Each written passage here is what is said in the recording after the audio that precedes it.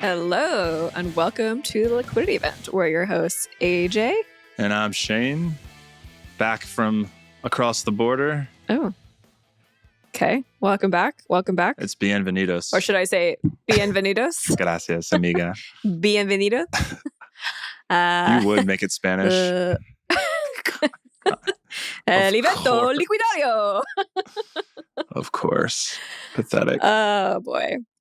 Welcome back. Welcome back. We held down the fort without you last week. Got best reviews ever. Everyone wants Anyway, John. this is episode 41 of the Liquidity event, recorded on May 4th. May the 4th be with you. May the 4th be with you. 22. May the 4th. May the 4th be with you. Yes. Happy Star Wars Day, everybody. What's going on, AJ? Not much. I am looking forward to a brief and hilarious family vacation this weekend. My little cousin is getting bat mitzvahed inside of Walt Disney World in Florida. So taking the fam down there. My husband says, "You owe me." So I'm excited. Some people are not. Wait, Nabil's going? Nabil's going. Yeah, it's a family thing. Whole fam's going. You're dragging your husband to Disney World? It's my cousin's bat mitzvah. It's a big event in the Jewish faith. It's her coming of age. It's gonna be great. It's gonna be lit. You would have to physically intimidate me to make me go to Disney World in my 50s. There may have been some physical intimidation. Incredible. I bet there's a lot of similarities between my Mexico trip and your bat mitzvah. Yes. A lot of good food. It's going to be a lot of good food, a lot of sun. Yeah. Interesting hanging real by estate. The pool. Mm-hmm.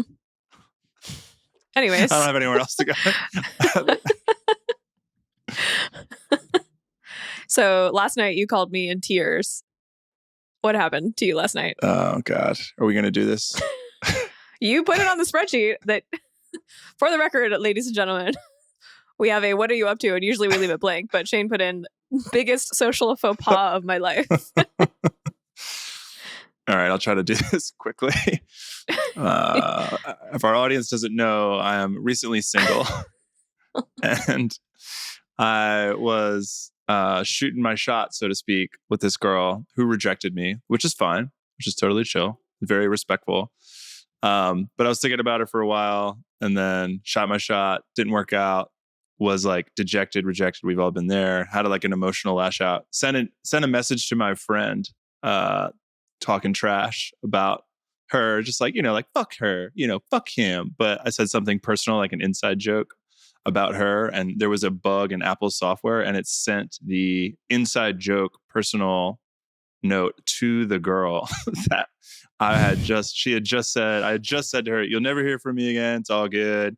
Thanks for like entertaining this. Have a good life." And then the next thing that she gets in her inbox is a message from me essentially talking shit about her. And I wanted to hang myself. I wanted to jump off the Empire State Building. Luckily, AJ here is a fantastic friend. Sorry. And we have to back up a second. What's up? We have to back up a second because you started out the evening by slacking me and saying, "I can't believe it. My therapist canceled for the third time." So, ladies and gentlemen, Tuesdays are the worst. Here we have I'm trying. a man, hat in hand, saying, "I am ready for therapy," which most men that I know will or have not gotten to that point in their lives. You have gotten there, and you have been ghosted by a few therapists multiple times. So instead of being in therapy at the 7:00 hour, you were texting semi-hateful inside jokes to your boys and accidentally sent them to the girl that you recorded. Right. The group chat message went to the girl that, privately, like Shakespeare could not write this shit. It's truly stranger than it's a modern. But you wrote me a nice reply to her. Merchant of Venice. Like if you're going through, this is like a business lesson as well. If you're going through an intense emotional period and if your business partner is going through an intense emotional reaction to maybe an email from a client or a text from a partner, you can step in without emotion and write a appropriate response or put a Band-Aid on it by communicating, like just write them something to send to that person without emotion. That is probably more effective. And like, if you could do that quickly, then it can, really, What do you do with a wound when you put a bandage around it? You heal it, smooth it over. Yeah, there you go. Different analogy. Bury it deep inside and forget about it. Yeah, a lot less blood loss. So I appreciate that. Lesson learned. Yeah, lesson learned. Yeah, I mean that's a great business lesson. I think this show is about money and finance, but also us two whack jobs. So hopefully you're entertained by our misadventures. But yeah, having someone else write responses where you are very emotionally involved can be very helpful. Yeah. I do that for friends all the time. Yeah, and you can do it for your boss too. Like just if you're somebody in your life is struggling with sending a message, just write it for them. Like it's a huge value add to your friends and family and to your colleagues. Like let me just write that for you because it's so easy for you, but it's hard for them because they're wrapped up in it. Anyway, you want to talk about Bausch and Lomb? I would love to talk about Bausch and Lomb. Speaking of crying Speaking of and cleaning wet eyes. things up.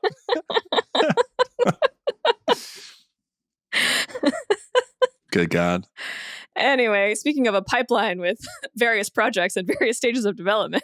Oh, wow. Bausch and Lomb is being spun out of a massive conglomerate called Valiant, is going public under the ticker BLCO. It's a portfolio of well-known brands encompassing lots of eye care brands, eye vitamins, surgical instruments. Everyone's got eyes. Everyone wants to see. Everyone's got to take care of their eyes. This company is never going out of business because of this fucking product right here. Apologies for the F word. For those who are listening and not watching, I'm holding up a Bausch and Lomb Renew motherfucking travel size. Very Jim Cramer of you right now. Contact solution thing. So you got to smash a button.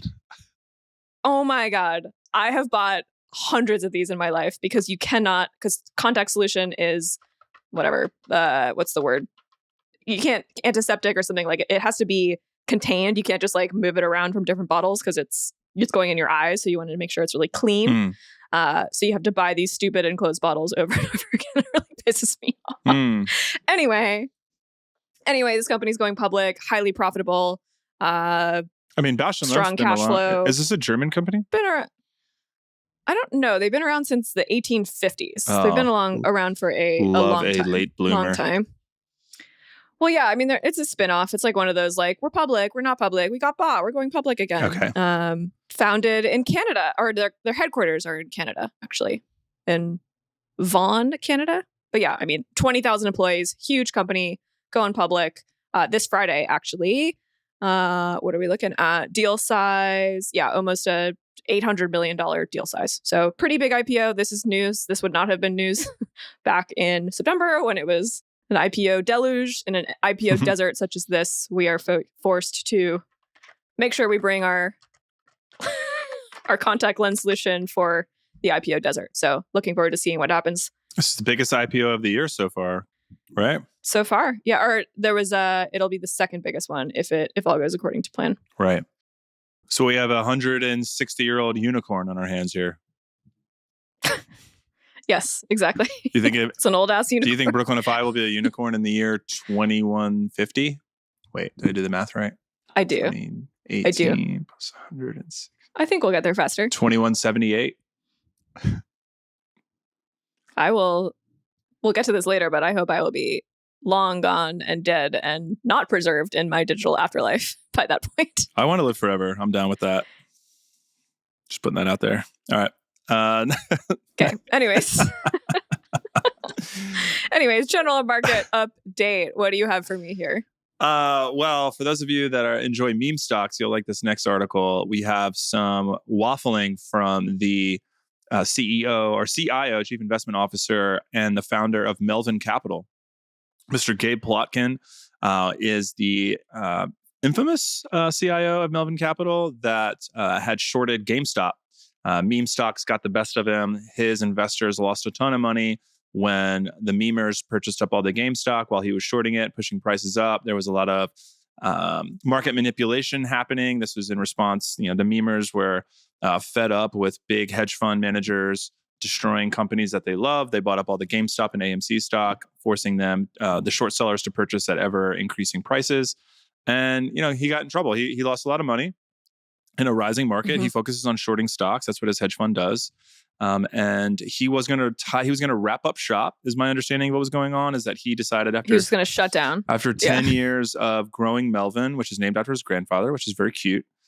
He, as cute as you can be for a hedge fund CIO, he decided that he was going to wrap up. And then he wrote a cryptic email just a few days ago that says, actually, I'm keeping y'all's money. I'm keeping y'all's $5 billion and we're going to run it back. Actually, he did the Wolf of Wall Street. I'm staying.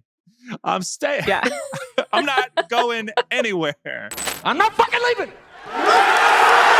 They're gonna need a fucking wrecking ball to take me out of here.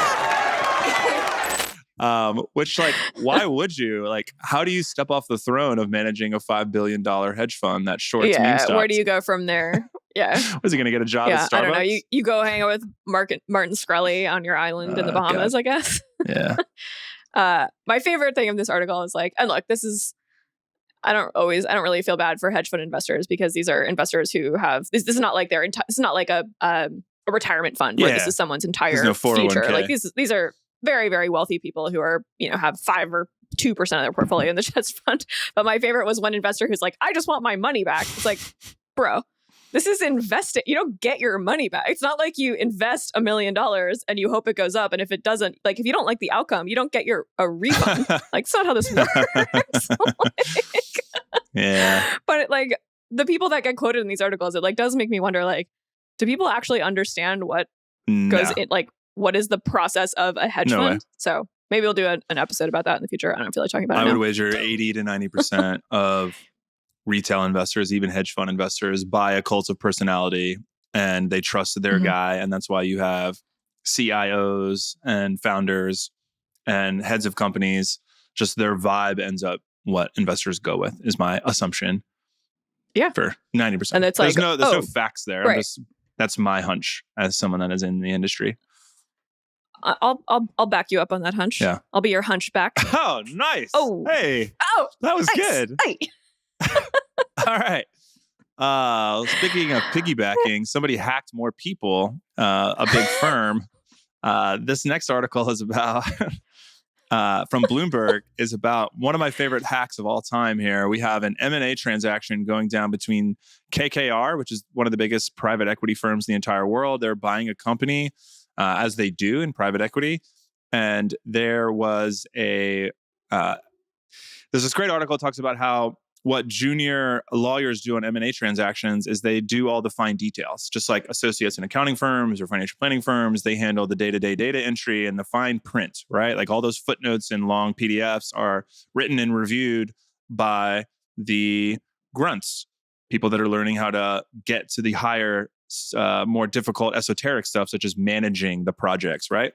And so what happened in this project is that right before a merger was about to go down, there was an exhausted lawyer receives an email that says, actually, you need to change the wire transfer for that $10 billion to this new account in Hong Kong.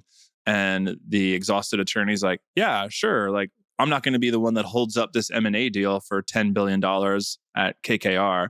So they changed the details, and it turns out that some hacker had been sitting there waiting for right before the merger was going to go through, and was probably like a bug on the wall, just like, let me wait till this attorney's girlfriend has yelled at him. He's like 3 weeks into this deal. He's working 100-hour work weeks. Let me just slip this little bank and ratting details in here. Boom, $10 billion into a Hong Kong bank account.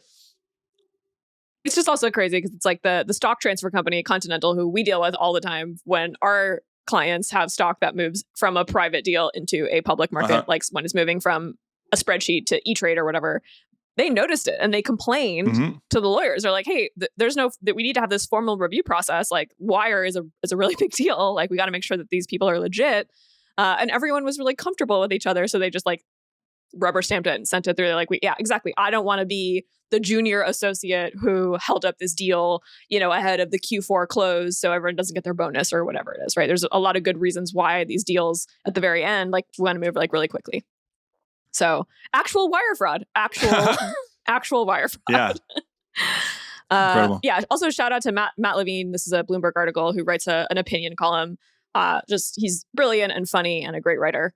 We read a lot of articles, and it is sometimes I read these articles and I'm like, did a robot write that? Like, what did I just read? Like, I have no idea what the content was. Like, I have to like read 4 other articles to actually like get the gist of the story. So shout out to Matt Levine. And shout out to the hacker that went to law school that knew how to sit right on the edge of an M&A transaction and then do the old switcheroo right before the deal closes. Like, incredible.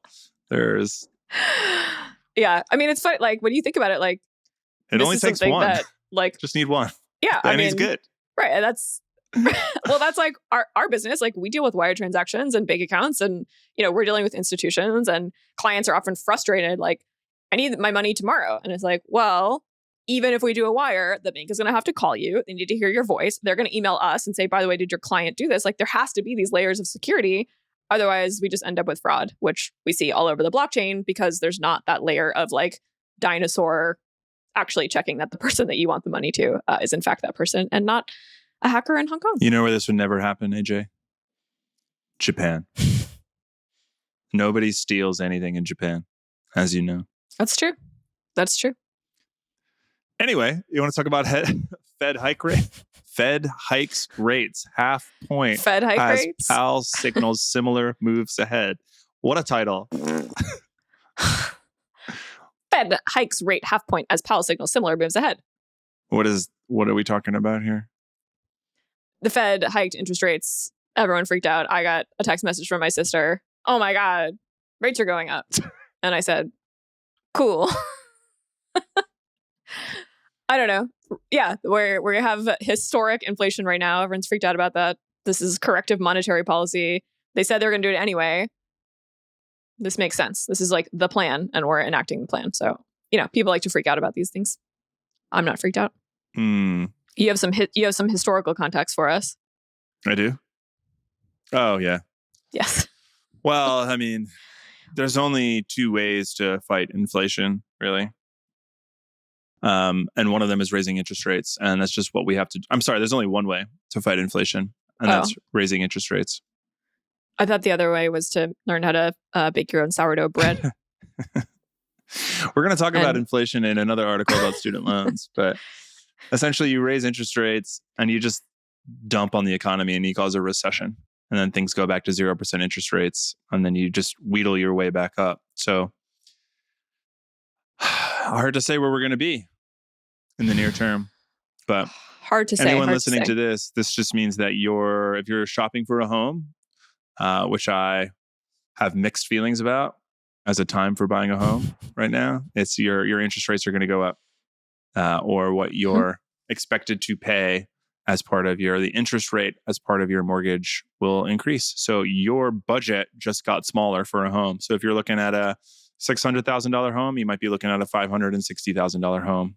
But we all know that that's not going to stop you from going outside your budget, way outside your budget, to buy your dream home, which is always just what's on the edge of dreams, what you can afford. Can't put a price on dreams, Shane. Nobody has ever bought a house that they can afford in the history of home purchases. So what does this mean to you? It means that you're going to buy the same home you were going to buy before, but you still can't afford it. It's going to be a bit of a stretch. Yep. Anyway. So speaking of how much home can you afford? Right. Well, the New York Times came out with a smashing article called How to Figure Out If You Can Actually Afford That New Home. It was a smashing piece of content produced by the fellas and the ladies of the New York Times. I can smell I the thought tweed. I thought this was going to be one of their awesome interactive calculators. So New York Times, shout out, they have this incredible rent versus buy calculator that's informative and interactive. I thought that's what this was going to be. It's not. It's just like make sure your budget's on track. Make sure don't waive home inspections. It's just like kind of like common sense, good advice, not knocking the article. It didn't deliver for me. Anyway, basically there's psychological pressure of everything. Like, we just came out of a pandemic. Everyone's freaking out. It was like, the inflation's running rampant. Maybe there's a recession. What do people want to do? They want to nest. They want to own something. They want to own this big asset. And they think that if they get in now, that's good protection for the future. But as there's a quote in here that says, the danger is that you might be creating vulnerability by leaving insufficient flexibility for later. I like that. There's basically a version of that I tell our clients all the time, which is you can afford it. You can do it. It works. but it creates this, you are tied to this very expensive thing. You can't move. If you change jobs, if your kid decides to go to a school out of state, if you have a different partner, like lots of things can happen where you don't want to be in this home anymore for the next 10 years. You're shit out of luck. Yeah. I mean, how many other things do you do for 30 years and financially?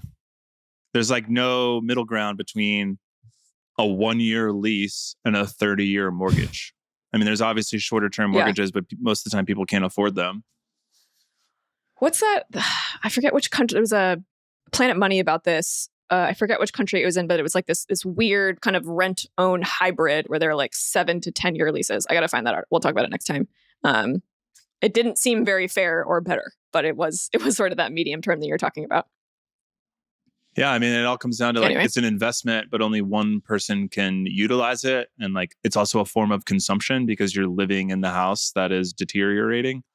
So something in between a 1-year lease and a 30-year own, I mean, or longer, I don't know. There's got to be something there. But I also love on this article that's like, beware of fixer-uppers if you're trying to stretch your budget because they might not be perfect and you might have to spend more money fixing them than you think.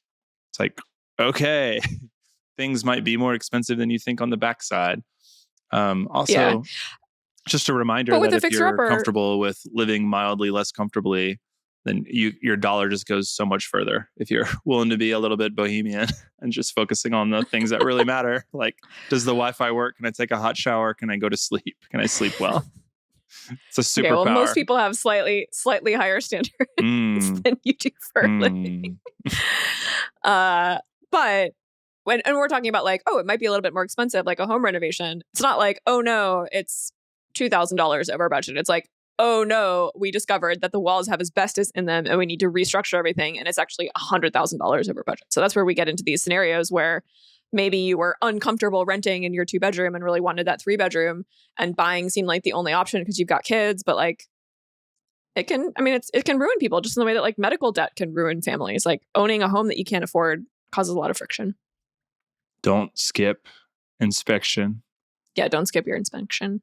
Well, circling back to student loans that we were discussing before and inflation, the Biden administration has extended the repayment to August, I believe, is now the new when we're August 31st kicking back up student loans. So for those of you listening, that's what, three months from now, you'll have to start making payments again unless they extend it again, which I don't know if that's going to happen. But the midterms are also coming up. So it's my opinion that there's a lot of pressure on Biden to fulfill his campaign promise of forgiving billions of dollars of student loans of borrowers.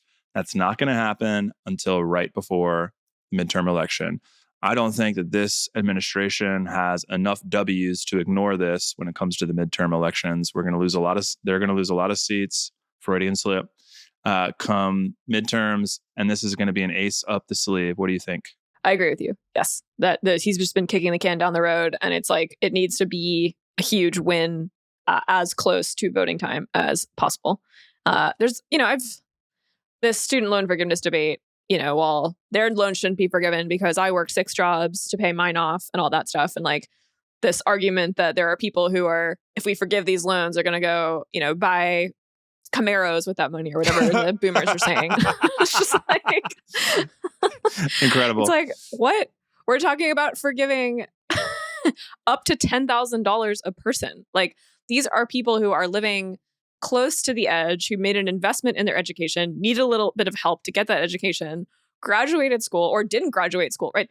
These are the stories. These are like the sob stories that we hear. It's like, I didn't even graduate because I went to a predatory for-profit university and I have these loans. Or, I had to take care of my family and I couldn't finish my degree and I still have this debt. And maybe I only borrowed $6,000, but because I could never get a leg up, that $6,000 compounded because of all the interest. And now I owe $25,000 and it's just spiraling out of control. So I don't know, there's like the myth of like the welfare queen that was like popular, like in the Reagan era. It was like, these people who are defrauding the government and receiving all these welfare checks and living off of that. It's like, that was a myth. That was Republican propaganda, right? Like these people who have student loans are working, they're struggling to pay them off. It's a national crisis. I agree with you that it has to be paid off by then. It has to be forgiven by then. Yeah. Yeah. I also love this comment that like, if we forgive loans, it might hurt inflation because of the Camaros that will be purchased. But with the forgiven money, like, first of all, sick. Everyone should be buying more Camaros in America. Second of all, get fucked. Like, you're telling me that we're not going to cancel student loans for people that did their best to get a high-paying career, like fulfill the American dream that they've been preached at and yelled at for their whole lives.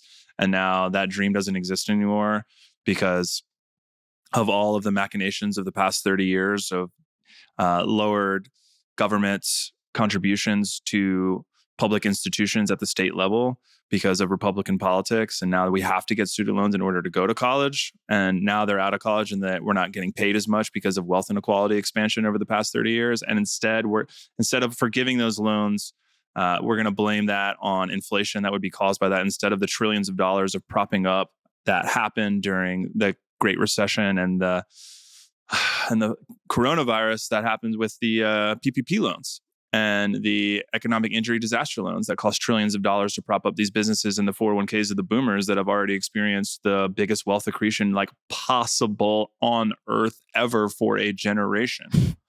It's a good thing that they vote, those boomers. We're going to have to show up apparently in the future to do something about this. Looking forward to interest rates and tax rates rising right as they start to slip outside of the high income tax brackets. As right as they retire, the income taxes are for sure going up. Yep, and Social Security taxes. All right, I'm off my soapbox. What else do we have? You want to talk about Biden's tax return? I'll talk about it next time. It's interesting. It's not. How about some? It's kind of topical. How about some happy news? Yeah. How about some happy? How about a nice, light, happy acquisition story? So this comes via TechCrunch. We've got the company Long Game being acquired by Truist, which is the 6th largest bank in the U.S. You may be familiar with the two companies that merged to form Truist, BB&T and SunTrust Bank. I didn't know that. Some may be familiar with SunTrust, which is the custodian behind many of your robo-advisors who have your beautiful platforms and make it very easy to invest. Well, behind that beautiful UI is a clunky old bank, and that is often SunTrust. It's one of the more popular ones. Yep, 6th largest in the US, but you probably haven't heard of Truist. Anyways, Truist acquired Long Game, which is it's a 12-person startup based in San Francisco, female founded, and they're trying to gamify personal finance, right? So they're trying to make things like saving for your retirement, paying off your student loans, saving for your kids' college education, budgeting into a video game, which is awesome. I hope this works. I think there have been quite a few wellness and like fitness startups that have tried to gamify like drinking water and working out, and they don't think they've been successful. But I think there's something about like money and gambling and online poker that somehow this will work. So I'm excited about this. I would love to this is like as someone who like played like Game Boy like on your phone, like imagine like an app like you get rewarded every time you like hit your budget or like you save $100, you hit your goals. Like, how much money did they make, this 12-person startup? I don't know if it was disclosed. They just were acquired. Oh, good for her. Good for her. Yeah. The best gift we've got. Other good news, Airbnb is allowing their employees to work remotely permanently. Right? Yep. I think everybody enjoys the ability to work remotely permanently, at least have that option. Right? I mean, Brooklyn.fi has that, work anywhere in the world, as long as you... Yeah, it was really cool to read this letter and be like, yep, we do that. Yep, we do that. Yep, we do that. So like that was cool. I mean, obviously, we're a small fish. Airbnb has thousands of employees. This is a huge impact, and they're kind of a tone setter for the rest of the tech world. This is awesome. Work from it. Yeah, trust people to do the work, and they'll trust you. Yeah, big shift. Did you see the guy that climbed the Salesforce tower today? Speaking of San Francisco, no. Some guy climbed the Salesforce tower, the exterior, like true without a rope. Just there's all these great. Was it Free Solo guy? No, it's not that guy, but it was Free Solo vibes for sure. He was just like waving at people as he's climbing up. I wonder if it was my Uncle Bruce. Nah, one Bruce. All right, everybody. This has been the Liquidity Event, episode 41. You can email us at liquidityevent@brooklynfi.com. Leave us a voicemail and we'll play it on the air. Show notes can be found at www.brooklynfi.com/episode 41. And those BKFI stands out there can leave us a review if they want to be weird about it. Thank you. It's not weird to leave us a review. Okay, bye. See you next week.